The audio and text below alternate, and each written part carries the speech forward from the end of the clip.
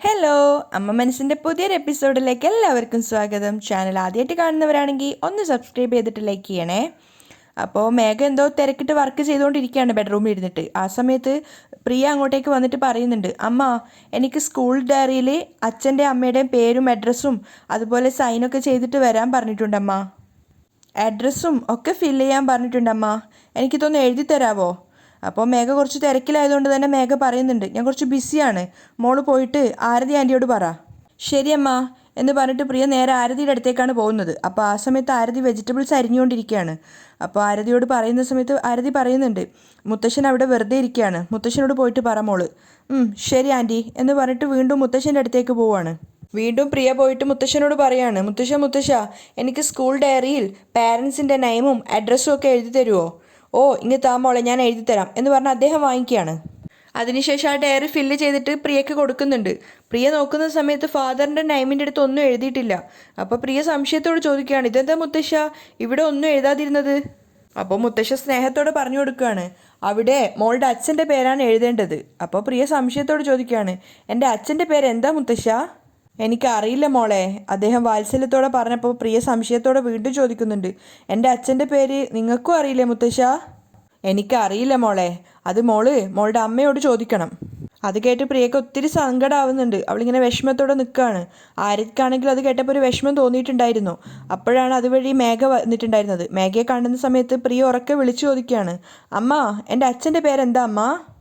അപ്പോൾ മേഘ ദേഷ്യത്തോടെ തിരിച്ചു ചോദിക്കുന്നുണ്ട്, എന്തിനാ ഇപ്പം അച്ഛൻ്റെ പേര് ചോദിക്കുന്നത്? അപ്പോൾ പ്രിയ പറയാണ്, സ്കൂൾ ഡയറിയിൽ അച്ഛൻ്റെ പേര് എഴുതാൻ വേണ്ടി പറഞ്ഞിട്ടുണ്ട്. അച്ഛൻ്റെ പേര് എഴുതണ്ട, അമ്മയുടെ പേര് മാത്രം എഴുതിയാൽ മതി. മേഘ ദേഷ്യത്തോടെയാണ് സംസാരിക്കുന്നത്. അപ്പോൾ പ്രിയ സങ്കടത്തോടെ പറയുന്നുണ്ട്, എല്ലാവരും അച്ഛൻ്റെ അമ്മയുടെയും പേര് എഴുതും, അച്ഛൻ്റെ പേര് എന്താന്ന് പറയാമ്മ. അപ്പോൾ മേഘ ദേഷ്യത്തോട് പറയാണ്, അച്ഛൻ്റെ പേരൊന്നും എഴുതണ്ടെന്ന് പറഞ്ഞില്ലേ? അപ്പോൾ മേഘയുടെ ദേഷ്യം കാണുമ്പോൾ മുത്തശ്ശനും ചോദിക്കുന്നുണ്ട്, അച്ഛൻ്റെ പേര് ഡയറിയിൽ എഴുതണ്ട, അറ്റ്ലീസ്റ്റ് അവളുടെ അച്ഛൻ്റെ പേര് എന്താണെന്ന് പറയാനെങ്കിലും പറ്റുമോ? അദ്ദേഹത്തിൻ്റെ ചോദ്യം കൂടി ആയപ്പോൾ മേഘ ആകെ ഡിസ്റ്റർബ്ഡ് ആവുകയാണ്.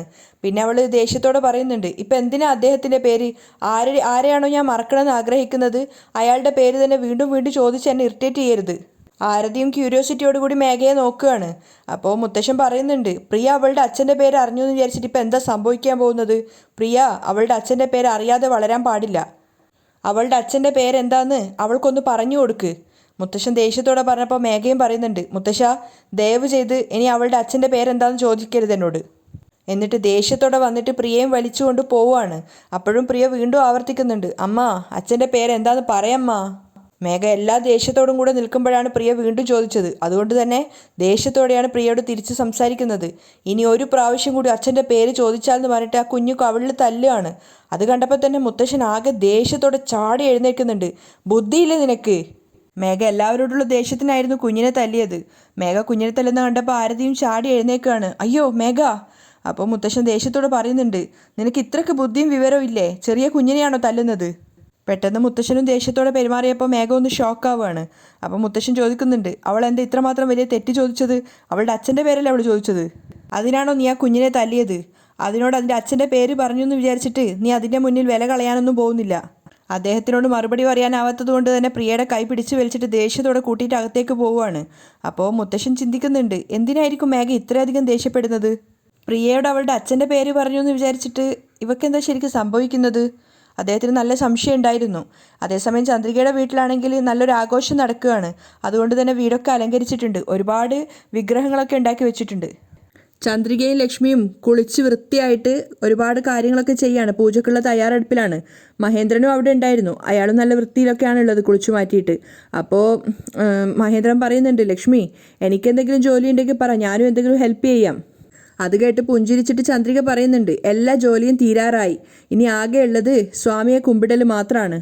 അങ്ങനെ ദൈവത്തിന് മുന്നിൽ പ്രസാദമൊക്കെ ഒരുക്കുന്ന തിരക്കിലാണ് ലക്ഷ്മിയും ചന്ദ്രികയും. ആ സമയത്ത് കളിച്ചുകൊണ്ടിരിക്കുന്ന പ്രിയയുടെ അടുത്ത് പോയിട്ട് മലര് പറയുന്നുണ്ട്, ഇന്ന് എൻ്റെ വീട്ടിലൊരു പൂജയുണ്ട്, നീയും വരുമോ? അപ്പോൾ പ്രിയ വിഷമത്തോടെ പറയാണ്, ഞാൻ നിന്നോട് സംസാരിക്കാനും പാടില്ല, നിൻ്റെ വീട്ടിൽ വരാനും പാടില്ല എന്ന് അമ്മ എന്നെ വിലക്കിയിട്ടുണ്ട്. അത് കേട്ട് മലര് സംശയത്തോട് ചോദിക്കുകയാണ്, ഇപ്പോൾ നിൻ്റെ വീട്ടിൽ നിൻ്റെ അമ്മയുണ്ടോ? ഇല്ല, അമ്മ ഓഫീസിൽ പോയിരിക്കുക. എങ്കിൽ വാ, വേഗം പോയിട്ട് വരാലോ, എൻ്റെ വീട്ടിൽ ഒരുപാട് വിഗ്രഹങ്ങളുണ്ട്, അത് കാണിച്ചു തരാം എന്നൊക്കെ പറഞ്ഞിട്ട് മലര് പ്രിയയും കൂട്ടിയിട്ട് അങ്ങോട്ടേക്ക് പോവുകയാണ്. ഒരുപാട് വിഗ്രഹങ്ങൾ കാണുന്ന സന്തോഷത്തിൽ പ്രിയ സന്തോഷത്തോടെ പറയുന്നുണ്ട്, ഹായ് ഇത്രയും ബൊമ്മയോ?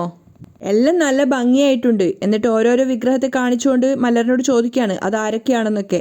അപ്പം മലർ ഓരോന്നോരോന്ന് പറഞ്ഞു കൊടുക്കുന്നുണ്ട്. വിനായകനാണ്, ശ്രീകൃഷ്ണനാണ് എന്നൊക്കെ പറഞ്ഞിട്ട്. കുറേ വിഗ്രഹങ്ങൾ നോക്കിയതിന് ശേഷം പ്രിയ സംശയത്തോട് ചോദിക്കുകയാണ് അതാരാ അവിടെ മുണ്ടുടുത്തിട്ട് നിൽക്കുന്ന വിഗ്രഹം? അത് സിദ്ധു ആണ്. മലര് പറഞ്ഞു കൊടുക്കുകയാണ്. ആ കുട്ടികളുടെ സംസാരം കേട്ട് നിൽക്കുകയാണ് ബാക്കിയുള്ള 3 പേരും. അപ്പോൾ സിദ്ധുവിൻ്റെ അടുത്ത് കാണുന്ന വിഗ്രഹത്തിലുള്ളത് ആരാണെന്ന് ചോദിച്ചപ്പോൾ അതെൻ്റെ അമ്മയെന്ന് പറയാണ് മലര്. അവരുടെ താഴെ ഒരു കുട്ടിയുടെ ബൊമ്മയുണ്ടല്ലോ, അതാരാ? അത് ഞാനാ, മലര് പറയുന്നുണ്ട്. അപ്പോൾ പ്രിയ ചോദിക്കുകയാണ് നിന്റെ അമ്മയുടെ അടുത്ത് നിന്റെ അച്ഛൻ മഹേഷിൻ്റെ പ്രതിമയല്ലേ വേണ്ടത്, എന്തിനാ സിദ്ധുവിൻ്റെ ബൊമ്മയെ വെച്ചത്? അപ്പോൾ മലര് നിഷ്കളങ്കതയോടെ പറയാണ് എനിക്ക് സിദ്ധുവിനെ ഒരുപാട് ഇഷ്ടമാണ്, സിദ്ധു ആണ് എൻ്റെ അച്ഛൻ. അഭിമാനത്തോടെയാണ് മലര് പറയുന്നത്. അത് കേട്ടിട്ട് ലക്ഷ്മിയും മഹേന്ദ്രനും പരസ്പരം മുഖത്തോട് മുഖം നോക്കുന്നുണ്ട്. ചന്ദ്രികയ്ക്കും പെട്ടെന്ന് അത് കേട്ടപ്പോൾ ഒരു നാണമൊക്കെ തോന്നുവാണ്. പക്ഷേ പെട്ടെന്ന് തന്നെ അവളുടെ നോട്ടം മഹേന്ദ്രനും ലക്ഷ്മിയുടെ നേരെ വന്നിട്ടുണ്ടായിരുന്നു. അതുകൊണ്ട് തന്നെ വേഗം പോയിട്ട് കുട്ടികളോട് ചോദിക്കുന്നുണ്ട് അയ്യോ രണ്ടുപേർക്കൊന്നും മിണ്ടാതിരിക്കാൻ പറ്റുമോ? പോയി അവിടെ ഇരിക്ക്. കൃത്രിമ ദേഷ്യം അഭിനയിച്ചുകൊണ്ടാണ് ചന്ദ്രിക പറയുന്നത്. സ്വാമീനെ കുമ്പിടണം. രണ്ടുപേരും അവിടെ പോയി ഇരിക്കുകയാണ്. ആ സമയത്താണ് സിദ്ധാർത്ഥ പുഞ്ചിരിച്ചുകൊണ്ട് കയറി വരുന്നത്. അങ്കിൾ, ആഹാ ഇതാരാ വന്നത്? സിദ്ധു വന്നോ? വാ കയറ്. ഒരുപാട് വിഗ്രഹങ്ങൾ നിരത്തി വെച്ച് കണ്ടപ്പോൾ സിദ്ധാർത്ഥ അത് നോക്കിയിട്ട് ചന്ദ്രികയോട് ചോദിക്കുന്നുണ്ട് ആഹാ ഒരുപാട് വിഗ്രഹങ്ങളുണ്ടല്ലോ ചന്ദ്രിക. അത് കേട്ട് ചന്ദ്രിക പുഞ്ചിരിക്കുന്നുണ്ട്. അപ്പോൾ ലക്ഷ്മി പറയാണ് ഇതൊക്കെ ചന്ദ്രികയുടെ ഏർപ്പാടാണ്. ഓഹോ. അപ്പോൾ സിദ്ധാർത്ഥ ചന്ദ്രികയെ പ്രണയത്തോടെ നോക്കുകയാണ്. അല്പം മുമ്പ് അവിടെ നടന്നൊരു കാര്യം ആലോചിച്ചിട്ടായിരിക്കണം ചന്ദ്രികയുടെ മുഖത്തും ഒരു പ്രണയം ഉണ്ടായിരുന്നു.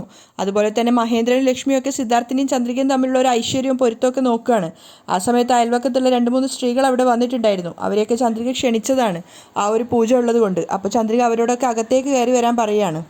എല്ലാവരും ആയതിനു ശേഷം ലക്ഷ്മി ചന്ദ്രികയോട് ഒരു പാട്ട് പാടാൻ വേണ്ടി പറയുന്നുണ്ട്. ചന്ദ്രിക ആദ്യമൊക്കെ നാണാണെന്ന് പറഞ്ഞെങ്കിലും ലക്ഷ്മി പറയുകയാണ് ഈ ഒരു സമയത്ത് പാട്ട് പാടൽ നിർബന്ധമാണെന്ന്. അങ്ങനെ ചന്ദ്രിക അവിടെ ഇരുന്നിട്ട് അലൈപ്പായുതേ കണ്ണാ എൻ മനം അലൈപ്പായുതേ ആ ഒരു ഭക്തിസാന്ദ്രമായ പാട്ടൊക്കെ പാടുകയാണ് കേട്ടോ ചന്ദ്രിക. എല്ലാവരും അതിൽ ലയിച്ചിരിക്കുകയും അതുപോലെ തന്നെ ലക്ഷ്മിയും ബാക്കിയുള്ള സ്ത്രീകളൊക്കെ ചന്ദ്രികയ്ക്കൊപ്പം പാടാൻ കൂടുന്നുണ്ടായിരുന്നു. പൂജയ്ക്ക് ശേഷം ആരതി തട്ടെടുത്തിട്ട് ചന്ദ്രിക എല്ലാവരുടെ മുന്നിൽ പോയിട്ട് എല്ലാവരും അത് തൊട്ട് തൊഴുകയാണ്. അപ്പോൾ ലക്ഷ്മി പറയുന്നുണ്ട് വന്നവർക്കെല്ലാം പ്രസാദം കൊടുക്കാൻ വേണ്ടിയിട്ട്.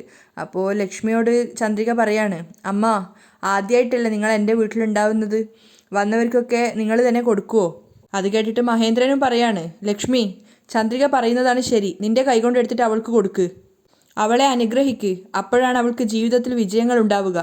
അത് കേട്ട സമയത്ത് സിദ്ധാർത്ഥിനെ നോക്കിയിട്ട് ചന്ദ്രിക പുഞ്ചിരിക്കുകയാണ്. സിദ്ധാർത്ഥിന് ഒത്തിരി സന്തോഷമാവുന്നുണ്ടായിരുന്നു. അതിനുശേഷം ലക്ഷ്മി തന്നെ ആ ഒരു പ്രസാദം എടുത്തിട്ട് ചന്ദ്രികയ്ക്ക് കൊടുക്കുമ്പോൾ ചന്ദ്രിക അവരുടെ കാൽക്കീഴിൽ മുട്ടുകുത്തി അനുഗ്രഹം വാങ്ങിക്കുകയാണ്. ലക്ഷ്മി അവളെ അനുഗ്രഹിക്കുന്നുണ്ടായിരുന്നു. നീ എപ്പോഴും നന്നായിട്ട് ജീവിക്കണം. അത് കേട്ട സമയത്ത് ചന്ദ്രിക എന്തോ അറിയാതെ സിദ്ധാർത്ഥിൻ്റെ മുഖത്തേക്കാണ് നോക്കുന്നത്. സിദ്ധാർത്ഥിനും അതൊരു വലിയ സന്തോഷം തന്നെയാണ്. അതിനുശേഷം വന്നവർക്കൊക്കെ ചന്ദ്രിക പ്രസാദവും അതുപോലെ അവർക്ക് വാങ്ങി വെച്ചിരിക്കുന്ന സമ്മാനങ്ങളൊക്കെ കൊടുക്കുകയാണ്. അതിനുശേഷം വിളമ്പി വെച്ചിട്ടുണ്ടായിരുന്ന ഭക്ഷണം മലരും പ്രിയയും ചേർന്നിട്ട് വന്നവർക്കും ചന്ദ്രികയ്ക്കും ലക്ഷ്മിക്കും ഒക്കെ കൊടുക്കുകയാണ്. എല്ലാവരും അവിടെ നിലത്തിരുന്നിട്ട് ഭക്ഷണം കഴിക്കുന്നുണ്ട്. ആ സമയത്തൊക്കെ ചന്ദ്രികയെ പ്രണയത്തോടെ നോക്കി നിൽക്കുകയാണ് സിദ്ധാർത്ഥ്. അങ്ങനെ കുറച്ചു നേരത്തിന് ശേഷം മുത്തശ്ശിയും മേഘയും കൂടെ എന്തൊക്കെയോ സംസാരിച്ചുകൊണ്ടിരിക്കുകയാണ്. അപ്പോഴാണ് മുറ്റത്തൊരു കാറ് വന്ന് നിർത്തിയത്. കാറിൽ നിന്ന് മനോഹരനാണ് ആദ്യം ഇറങ്ങിയത്. മനോഹറിന് തൊട്ടു പിന്നാലെ ഇറങ്ങിയത് മറ്റാരും ആയിരുന്നില്ല, മഹേഷായിരുന്നു. മഹേഷിനെ കണ്ട സമയത്ത് മുത്തശ്ശി ഒന്ന് അന്താളിക്കുകയാണ്, ഇവനെന്താ ഇവിടെ എന്നൊരർത്ഥത്തിൽ. അപ്പോൾ മേഘ കൂളായിട്ട് പുഞ്ചിരിക്കുന്നുണ്ട്. കാരണം ഇതൊക്കെ മേഘയുടെ ഓരോരോ പുതിയ പുതിയ പദ്ധതികളാണ്. അപ്പോൾ മുത്തശ്ശി ചോദിക്കുന്നുണ്ട് അല്ല മേഘ ഇതെന്താ മനോഹറിൻ്റെ കൂടെ മഹേഷിനെ കാണുന്നത്? അപ്പോഴാണ് മേഘ പറയുന്നത് ഞാനാണ് അമ്മാവനോട് മഹേഷിനെ ജയിലിൽ നിന്ന് ഇറക്കിയിട്ട് കൂട്ടിക്കൊണ്ട് വരാൻ പറഞ്ഞത്. എന്തിനാ കൂട്ടിയിട്ട് വരാൻ പറഞ്ഞത്? മുത്തശ്ശിക്ക് കാര്യം മനസ്സിലായില്ല. അപ്പോഴാണ് മേഘ തൻ്റെ പുതിയ പദ്ധതി പറഞ്ഞു കൊടുക്കുന്നത്. മഹേഷിനെ വീണ്ടും ജോലിയിലേക്ക് തന്നെ തിരിച്ചെടുക്കാൻ പോവുകയാണ് മുത്തശ്ശി. അത് കേട്ട സമയത്താണ് മേഘയുടെ ഉദ്ദേശം എന്താണെന്ന് അവർക്കും മനസ്സിലായത്. അവർ ചിരിച്ചുകൊണ്ട് പറയുന്നുണ്ട് നീ കില്ലാടി തന്നെയാണ് മേഘ, എന്നെക്കാളും വലിയ തരത്തിൽ നീയാണ് ആലോചിക്കുന്നത്. നിന്റെ ശരീരത്തിൽ കൂടി പോകുന്നതും എൻ്റെ രക്തം തന്നെയല്ലേ എന്നൊരു അഭിമാനത്തോടെ പറയാണ്. പക്ഷേ മേഘക്ക് അത് അത്ര അങ്ങോട്ട് ദഹിച്ചിട്ടില്ല. മേഘയുടെ മുഖത്തൊരു ദേഷ്യമാണുള്ളത്, അതിനവൾ പുഞ്ചിരിക്കുന്നൊന്നുമില്ല. അപ്പോഴേക്കും മനോഹരനും മഹേഷും അവിടെ എത്തിയിട്ടുണ്ടായിരുന്നു. എന്നിട്ട് മേഘയോട് മനോഹരൻ പറയുന്നുണ്ട് മേഘ മോളെ നീ പറഞ്ഞതുപോലെ മഹേഷിനെ ജാമ്യത്തിൽ ഇറക്കി കൊണ്ടുവന്നിട്ടുണ്ട്. അത് കേട്ട സമയത്ത് മഹേഷ് കൈകൂപ്പിക്കൊണ്ട് മേഘയുടെ അടുത്ത് നന്ദിയൊക്കെ പറയാണ്. ഒരുപാട് നന്ദിയുണ്ട് മാഡം, ഞാനിനി ജീവിതകാലം മുഴുവൻ ജയിലിൽ തന്നെ കഴിയേണ്ടി വരുമെന്നാണ് വിചാരിച്ചത്. അപ്പോൾ മേഘ പറയുന്നുണ്ട് എന്നെ വിശ്വസിക്കുന്നവരെ ഞാൻ ഒരിക്കലും കൈവിടില്ല മഹേഷേ. അതറിയാം മാഡം, മഹേഷും സന്തോഷത്തോടെ പറയാണ്. അപ്പോഴാണ് മേഘ അടുത്ത ഓഫർ കൊടുക്കുന്നത്. മഹേഷ് ഇനി മുതൽ നീയാണ് എൻ്റെ പേഴ്സണൽ ഡ്രൈവർ. അത് കേട്ട സമയത്ത് മഹേഷിന് എന്തെന്നില്ലാത്ത സന്തോഷം തോന്നുവാണ്. മുൻപ് വാങ്ങിക്കുന്ന ശമ്പളത്തേക്കാൾ 5000 രൂപ അധികവും തരാം. അപ്പം മഹേഷ് സന്തോഷത്തോടെ പറയുന്നുണ്ട്, എന്നെ ജയിലിൽ നിന്ന് ജാമ്യത്തിലേക്ക് കൂട്ടിക്കൊണ്ട് വരികയും ചെയ്തു, എനിക്ക് ജോലിയും തന്നു. ഇതിനൊക്കെ ഞാൻ എന്താണ് തിരിച്ചു നൽകേണ്ടതെന്ന് എനിക്കറിയില്ല മാഡം. അപ്പോൾ മേഘ പറയുന്നുണ്ട്, നീ എന്താണ് എനിക്ക് തിരിച്ച് പ്രത്യുപകാരമായി ചെയ്തു തരേണ്ടതെന്ന് ഞാൻ പറയാം. പറ മാഡം, ഞാൻ എന്താ ചെയ്യേണ്ടതെന്ന് പറഞ്ഞാൽ മാത്രം മതി. അപ്പോൾ മേഘ പറയുന്നുണ്ട്, നീ ഒരൊറ്റ കാര്യം ചെയ്താൽ മതി, പക്ഷെ അത് വൃത്തിയോടെ ചെയ്യണം. ശരി മാഡം, ഞാൻ എന്താ ചെയ്യേണ്ടതെന്ന് പറഞ്ഞാൽ മതി. അപ്പോഴാണ് മേഘ പറയുന്നത്, നീ മഹേന്ദ്രൻ്റെ മരുമകനാവണം. മഹേഷിന് കാര്യം മനസ്സിലാവുന്നില്ല. മാഡം എന്താ പറയുന്നതെന്ന് എനിക്ക് വ്യക്തമാവുന്നില്ല. അപ്പോൾ മേഘ പറഞ്ഞു കൊടുക്കുകയാണ്, നീ ചന്ദ്രികയുടെ ഭർത്താവല്ലേ? അതെ. അപ്പോൾ നിന്റെ ഭാര്യയുടെ അച്ഛൻ നിനക്ക് അമ്മായിയച്ഛനാണല്ലോ. അപ്പോഴും മഹേഷിന് കത്തിയിട്ടുണ്ടായിരുന്നില്ല. കാരണം മഹേഷ് അറിഞ്ഞിട്ടുണ്ടായിരുന്നില്ല ചന്ദ്രിക മഹേന്ദ്രൻ്റെ മകളാണെന്നുള്ളത്. അപ്പോൾ മേഘ പറഞ്ഞു കൊടുക്കുകയാണ്, ഇനി അങ്ങോട്ട് ദിവസവും നീ മഹേന്ദ്രനെ അമ്മായിയച്ഛ എന്ന് വിളിക്കണം. നീ ഇടയ്ക്കിടയ്ക്ക് അമ്മായിയച്ഛ എന്ന് വിളിക്കുന്നത് കേട്ടിട്ട് അയാൾക്ക് അയാളോട് തന്നെ വെറുപ്പ് തോന്നണം. അതെനിക്ക് ദിവസവും കാണണം. മേഘയുടെ ഉള്ളിൽ അത്രത്തോളം പ്രതികാരം ഉണ്ടായിരുന്നു. അത് കേട്ടിട്ട് മനോഹരൻ പറയുന്നുണ്ട്, ആഹാ, അങ്ങനെയാണെങ്കിൽ ദിവസം ഈ വീട്ടിലൊരു തല്ല് പ്രതീക്ഷിക്കാം. മേഘ അത് കേട്ട് ചിരിക്കുകയാണ്. എന്നിട്ട് മഹേഷിനോട് പറയുന്നുണ്ട്, മഹേഷ്, നീ കൊടുക്കുന്ന ടോർച്ചർ കാരണം മഹേന്ദ്രൻ ഇവിടെ നിന്നും ചന്ദ്രികയും മലരിനെയും ലക്ഷ്മിയൊക്കെ കൂട്ടിയിട്ട് ഓടിപ്പോയിക്കളയണം. അത് മാത്രമാണ് നിന്നെ ഞാൻ ഏൽപ്പിക്കുന്ന ഡ്യൂട്ടി. അത് കേട്ടപ്പോൾ മഹേഷ് പുഞ്ചിരിച്ചുകൊണ്ട് പറയുന്നുണ്ട്, എപ്പോൾ ചെയ്തു എന്ന് ചോദിച്ചാൽ മതി മാഡം.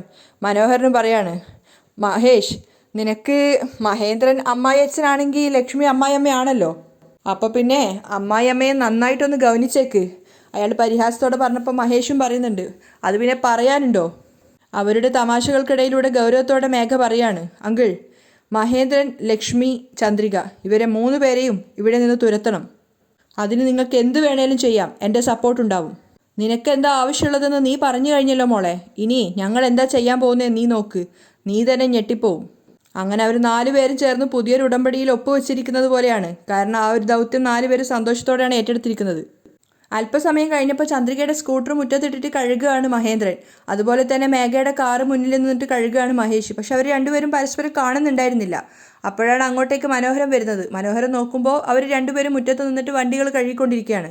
അപ്പോഴാണ് മനോഹരൻ്റെ മനസ്സിലൊരു പുതിയ പ്ലാൻ വരുന്നത്. അയാൾ നേരെ മഹേഷിൻ്റെ അടുത്തേക്ക് പോവാണ്. മഹേഷ്, പറയൂ സർ. കാറ് കഴുകുന്നതൊക്കെ നിർത്ത്, അങ്ങോട്ട് നോക്ക്. മഹേന്ദ്രനെ കാണിച്ചു കൊടുത്തപ്പോൾ മഹേഷ് അങ്ങോട്ടേക്ക് നോക്കുകയാണ്. മഹേഷിന് വല്ലാതെ ദേഷ്യം വരുന്നുണ്ടായിരുന്നു മഹേന്ദ്രനെ കണ്ടപ്പോൾ. അപ്പോൾ ആ ഒരു ദേഷ്യത്തിലേക്ക് ആളി കത്തിക്കാൻ വേണ്ടിയിട്ട് മനോഹരൻ പറയുന്നുണ്ട്, മഹേന്ദ്രൻ നിന്നെ പോലീസിൽ പിടിച്ചു കൊടുത്തതല്ലേ ശ്രീലങ്കയിൽ വെച്ചിട്ട്. ഇപ്പോൾ അതിൻ്റെ പ്രതികാരം ചെയ്യാൻ പറ്റിയ സമയമാണ്. എന്താ ചെയ്യേണ്ടതെന്ന് വെച്ചാൽ നീ ഇപ്പോൾ അയാളുടെ അടുത്തേക്ക് പോയിട്ട് അയാളെ അമ്മായി അച്ഛാന്ന് വിളിക്ക്. എന്തായാലും അത് കേൾക്കുമ്പോൾ ദേഷ്യം പിടിച്ച് അയാൾ നീയുമായിട്ട് തല്ലിന് വരും. പ്രശ്നത്തിന് വന്നു കഴിഞ്ഞാൽ അയാളുടെ തലക്ക് നോക്കിയിട്ടൊന്ന് കൊടുത്തേക്ക്. സ്റ്റേഷനിൽ വെച്ചിട്ട് പോലീസുകാർ നിന്നോട് എങ്ങനെയൊക്കെ പെരുമാറിയോ അതൊക്കെ ഈ സമയത്ത് നിൻ്റെ മനസ്സിൽ വേണം. മഹേഷിൻ്റെ മനസ്സിലുണ്ടായിരുന്ന പ്രതികാരത്തിലേക്ക് മനോഹരൻ കുറച്ചുകൂടെ എണ്ണ ഒഴിച്ചു കൊടുക്കുകയാണ്. അതുകൊണ്ട് തന്നെ അങ്ങോട്ടേക്ക് മഹേന്ദ്രൻ്റെ അടുത്തേക്ക് പോവുകയാണ് മഹേഷ്. മഹേഷിനെ വെച്ചിട്ട് മഹേന്ദ്രൻ ഒരു പണി കൊടുത്തപ്പോൾ വളരെയധികം സന്തോഷമായി മനോഹരന്. അയാൾ സ്വയം ചിന്തിക്കുന്നുണ്ട്, മനോഹരാ, മഹേന്ദ്രൻ ആപ്പ് വെച്ചിട്ടാണ് ഉള്ളത്, എന്നിട്ടൊന്നും സംഭവിക്കാത്തതുപോലെ അയാൾ തിരിച്ചകത്തേക്ക് തന്നെ കയറി പോവുകയാണ്. മഹേഷ് ആ സമയം കൊണ്ട് മഹേന്ദ്രൻ്റെ അടുത്ത് എത്തിയിട്ടുണ്ടായിരുന്നു. മഹേഷ് വന്നു നിന്നതൊന്നും മഹേന്ദ്രൻ അറിഞ്ഞിട്ടുണ്ടായിരുന്നില്ല. അപ്പോൾ മഹേഷ് ഒരു പരിഹാസത്തോടെ പറയാണ്, എന്താ അമ്മായിയച്ചാ, എങ്ങനെയൊക്കെയുണ്ട്, സുഖാണോ? പെട്ടെന്ന് തിരിഞ്ഞു നോക്കിയ മഹേന്ദ്രൻ ഞെട്ടിപ്പോവാണ് പിന്നിൽ മഹേഷിനെ കണ്ടപ്പോൾ. കാരണം ശ്രീലങ്കയിൽ വെച്ചിട്ട് ജയിലിലടച്ചതാണ് മഹേഷിനെ. അതുകൊണ്ട് ഒട്ടും പ്രതീക്ഷിക്കാതെ ഇവിടെ കണ്ടപ്പോൾ അയാളൊന്ന് പതറിയിട്ടുണ്ടായിരുന്നു. ആ ഒരു അവസരം മുതലാക്കിക്കൊണ്ട് മഹേഷ് ചോദിക്കുന്നുണ്ട്, എന്താ അമ്മായിയച്ചാ, എന്നെ കണ്ടപ്പോൾ ഒന്ന് ഞെട്ടിപ്പോയോ? ഞാൻ എങ്ങനെയാ വീണ്ടും ഈ വീട്ടിൽ വന്നേന്നാണോ ആലോചിക്കുന്നത്? വീണ്ടും ഞാൻ ഈ വീട്ടിൽ മേഘാ മാഡത്തിന് ഡ്രൈവറായിട്ടാണ് വന്നത്. അപ്പോൾ മഹേന്ദ്രൻ തിരിഞ്ഞ് മനോഹരനെ നോക്കുകയാണ്. അയാൾ അവിടെ സിറ്റ് ഔട്ടിൽ വലിയ ആളായിട്ട് ഇരിക്കുന്നുണ്ടായിരുന്നു. അപ്പോൾ മഹേഷ് പറയുന്നുണ്ട്, ഇനി അങ്ങോട്ട് ഈ വീട്ടിൽ ഞാനും കാണും. ആർക്കും ഇനി എന്നെ പഴയതുപോലെ പറഞ്ഞു വിടാൻ സാധിക്കില്ല. അത് കേട്ടപ്പോൾ മഹേന്ദ്രൻ ഒന്നും പറയാതെ തലതാഴ്ത്തി നിൽക്കുകയാണ്. കാരണം ഇപ്പോൾ ആ വീട്ടിൽ നിന്ന് ഇവരെയൊന്നും പറഞ്ഞു വിടാനുള്ള അവസ്ഥയിലല്ല അയാൾ ഉണ്ടായിരുന്നത്. കാരണം അയാൾ തന്നെ ആ വീട്ടിൽ നിന്ന് പുറത്തായിട്ടാണുള്ളത്. അവിടെയാണ് ഇന്നത്തെ എപ്പിസോഡ് വൈൻഡപ്പ് ചെയ്തത്.